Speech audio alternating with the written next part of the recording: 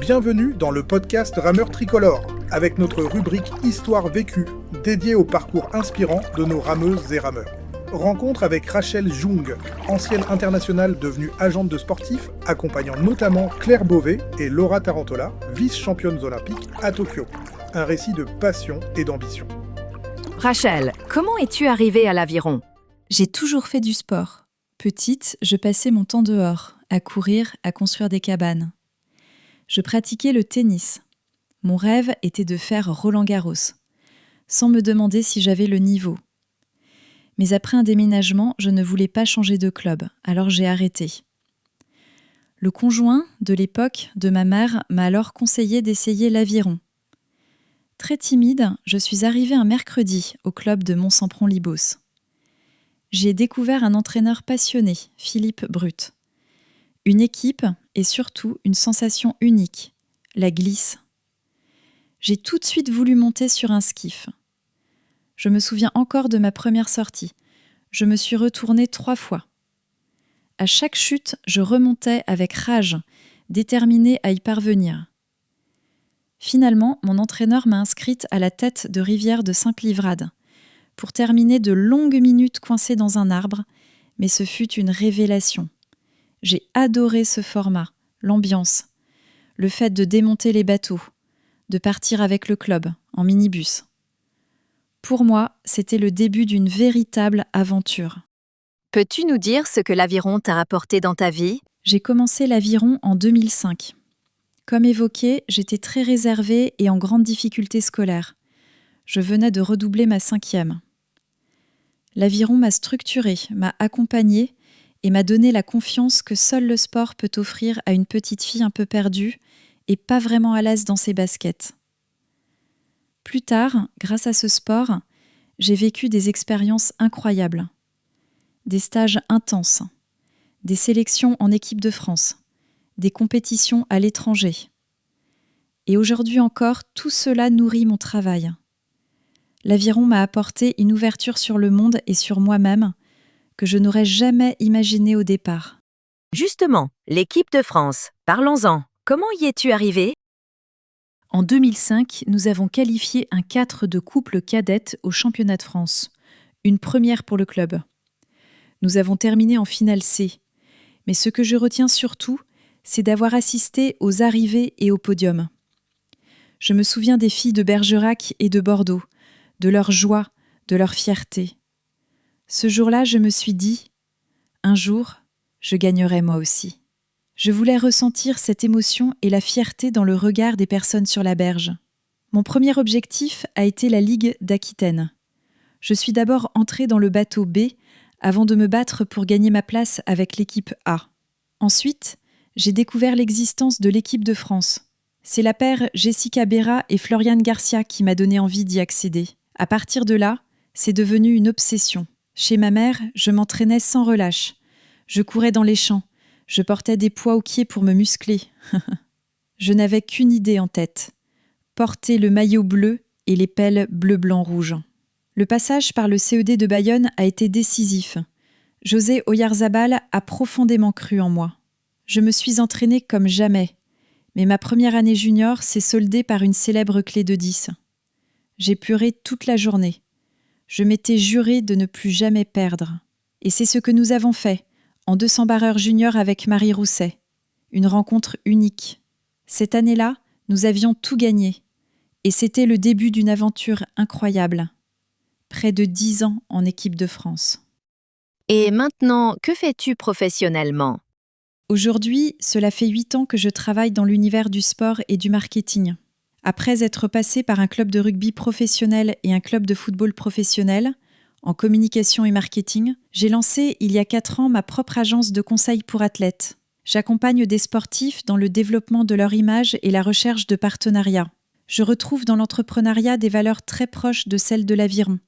La ténacité, l'esprit de compétition, la satisfaction de décrocher un contrat ou de concrétiser un projet. Ce sont des émotions comparables à celles que je ressentais lorsque j'étais athlète. Sur l'année des Jeux olympiques et paralympiques de Paris, j'ai accompagné 13 athlètes, dont 8 ont participé aux Jeux et 4 ont été médaillés.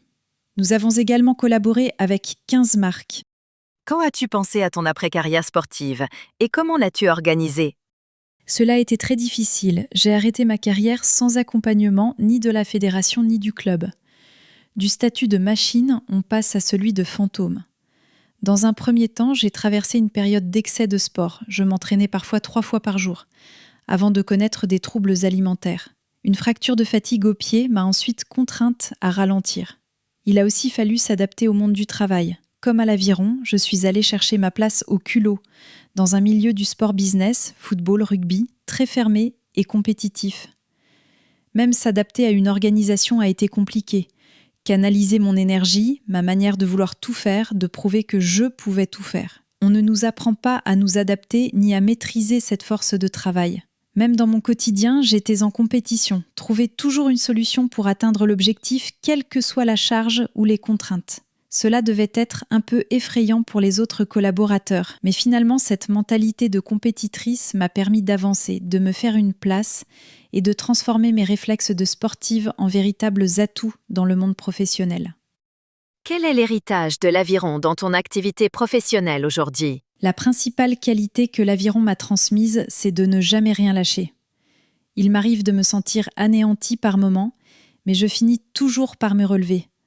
C'est une forme de résilience, un rebond que seuls les athlètes connaissent vraiment. Être programmé à perdre, à accepter, à être exigeant envers soi-même pour finalement rebondir et gagner.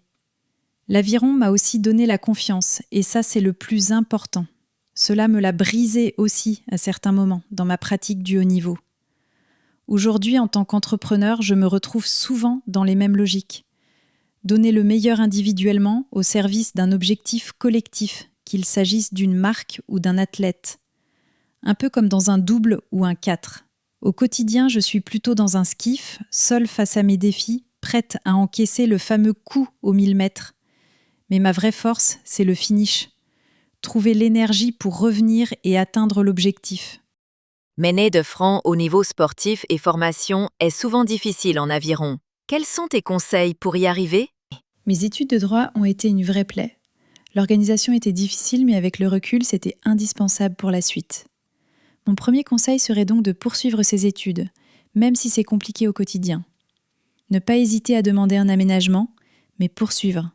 C'est essentiel pour préparer l'après et ne pas se définir uniquement à travers le prisme de l'aviron et de la performance. Quelle place occupe l'aviron pour toi aujourd'hui? Aujourd'hui, je rêve encore souvent d'aviron. Parfois, je me réveille avec l'angoisse de ne pas être au poids et la sensation que je n'y arriverai jamais.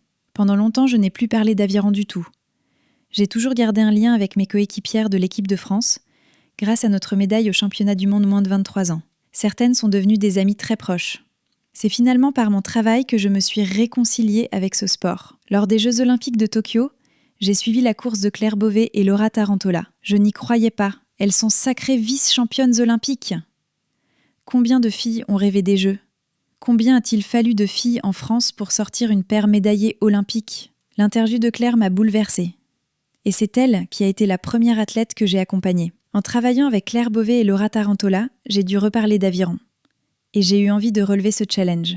Offrir à ces athlètes et à ce sport la visibilité qu'ils méritent. Avec elles, j'ai monté des partenariats forts. La campagne avec la maison de joaillerie Mauboussin, puis des collaborations avec Petit Bateau, Yves Rocher, Décathlon.